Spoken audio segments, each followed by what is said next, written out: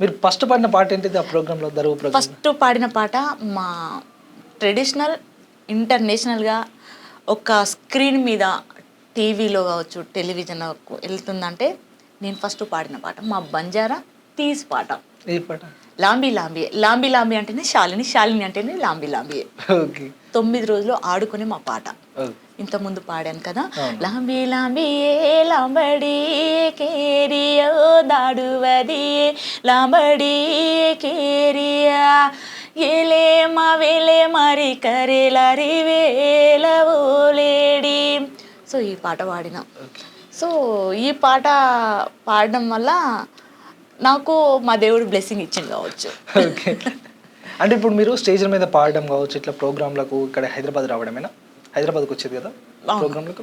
అంటే అప్పుడు అంటే చుట్టుపక్కల ఇండ్ల వాళ్ళు కావచ్చు, చుట్టాలు కావచ్చు, ఊరోళ్ళు కావచ్చు, ఏంటి సపరేట్గా చదువుకోక అటు స్కూల్ పోయి చెప్పక ఇట్లా ఎందుకు ప్రోగ్రాంలను తిరుగుతుంది, టీవీ ప్రోగ్రాంలో వచ్చుడింది అది ఇది అనేసి ఏమన్నా అన్నారా?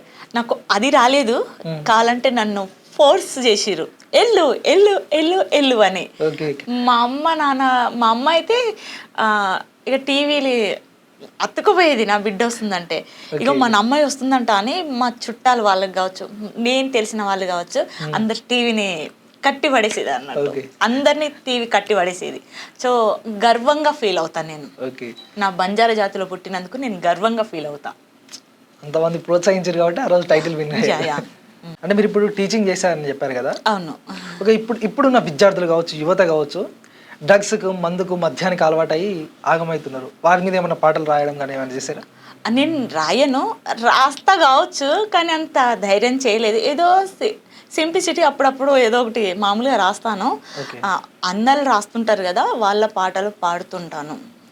సో డ్రగ్స్ మీద కావచ్చు, తర్వాత మత్తు, సారా, మద్యము, యాక్సిడెంట్ల మీద ఇలాంటి పాటలు పాడుతూ ఉంటాను. షూర్గా తప్పనిసరిగా పాడతాను.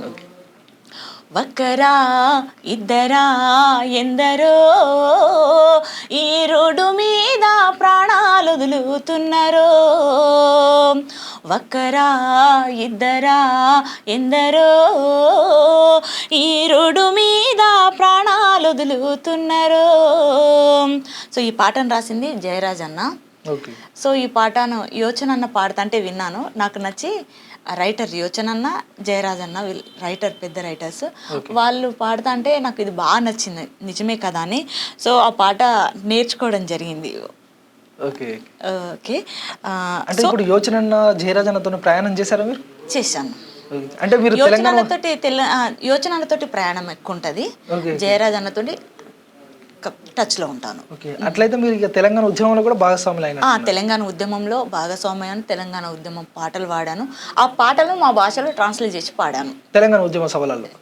అంటే ఎలా అంటే, ఆడుదాం డప్పుల్ల దరువేరా పల్లె తెలంగాణ పాట పాడరా, డబ్బడా అరే డబ్బడా అరే డబ్బడా మారన రమ్మార తెలంగాణ గీత బోలార, డబ్బడా మారన రమ్మార తెలంగాణ గీత బోలార, అరే డబ్బడా అరే డబ్బడా, ఇలా అన్నట్టు. సో ఆ విధంగా నేను తెలంగాణ ఉద్యమంలో భాగస్వాములు అయ్యారు. ఒక్కరా ఇద్దరా ఎందరో ఈ రోడ్డు మీద ప్రాణాలు వదులుతున్నారో,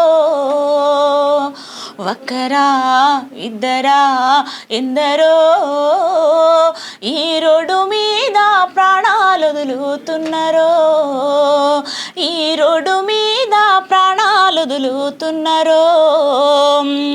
కాలే కడుపుతోటి మంది గంజి కొరకు వలస వెళ్ళిన వాళ్ళు కొందరు, తీర్థయాత్రలు కానీ తిరునాళ్ళ కానీ తిరిగి వాళ్ళని రాని కొందరు, కాలే కడుపుతోటి తిరునాళ్ళ కానీ తిరిగి రాని వాళ్ళు కొందరు, తిరిగి రాని వాళ్ళు కొందరు, అత్తగారించిన కొత్త కారులో అసూలు బాసిరు కొందరు, ఒక్కరా ఇద్దరా ఎందరో ఈ రోడ్డు మీద ప్రాణాలు వదులుతున్నారో, ఈ రోడ్డు మీద ప్రాణాలు వదులుతున్నారు.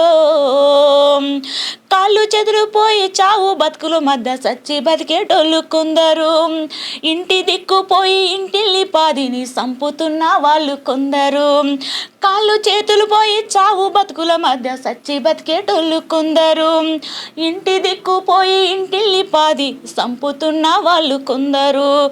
అమ్మ నాన్నలు పోయి ఆదరణ కరువై, అమ్మ నాన్నలు పోయి ఆదరణ కరువై అలమటించే పిల్లలెందరో, ఒక్కరా ఇద్దరా ఎందరో ఈ రోడ్డు మీద ప్రాణాలు వదులుతున్నారో, ఈ రోడ్డు మీద ప్రాణాలు వదులుతున్నారో.